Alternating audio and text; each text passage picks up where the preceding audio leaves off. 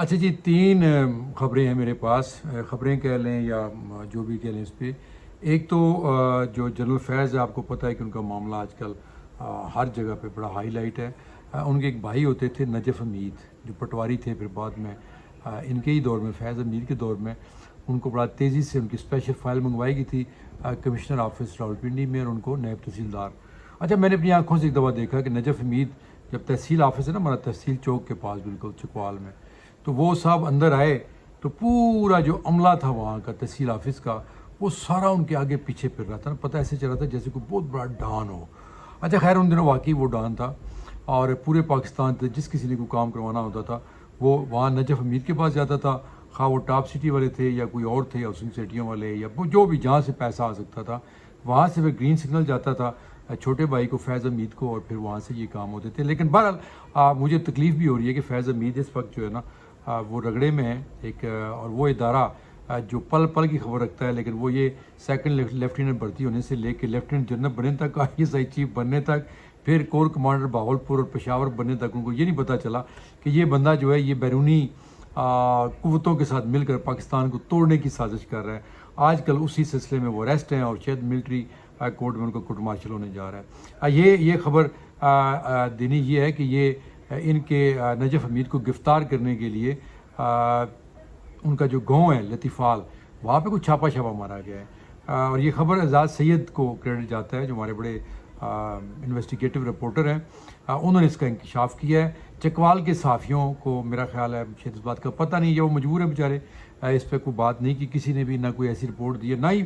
Punjab police جو ہے، Chakwal police ہے، اس کی طرف سے میرا خیال ہے کوئی کروائی ہوئی ہے، یہ شاید ان اداروں کی طرف سے کروائی کی گئی ہے۔ لیکن اس کی تصدیق یا تردید جو ہے وہ ظاہر ہے جب تک نجف حمید یا ان کے گاؤں کا کوئی بندہ نہیں کرتا تو ذرا مشکل ہے۔ دوسری بات جو میں کہنا چاہتا تھا، کل میں نے ایک ویلاگ کیا تھا کہ طارق مسعود یاسین صاحب جو سابق ایک IG اسلام آباد ہیں، ان کا ایک پرچہ FIR جو ہے چیک ڈسنر کی وہ نہیں ہو پا رہی اسلام آباد میں، SOP کے چکر میں پھر رہی ہے۔ بہرحال اس پہ کافی گردش ہوئی، وہ ویڈیو ادھر ادھر پھری، تو پھر طارق مسعود یاسین صاحب کا مجھے میسج آیا، اور انہوں نے وہاں بھی کیا ویلاگ کے اوپر بھی کمنٹ سیکشن میں کہ آپ کی جو انفارمیشن ہے وہ پوری نہیں ہے،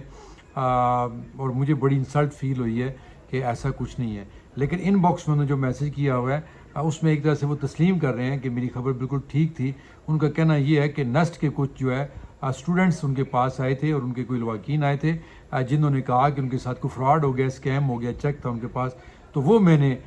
سفارش کی تھی اسلام آباد پولیس کو۔ مطلب تو وہی ہو گیا نا کہ اسلام آباد کے اندر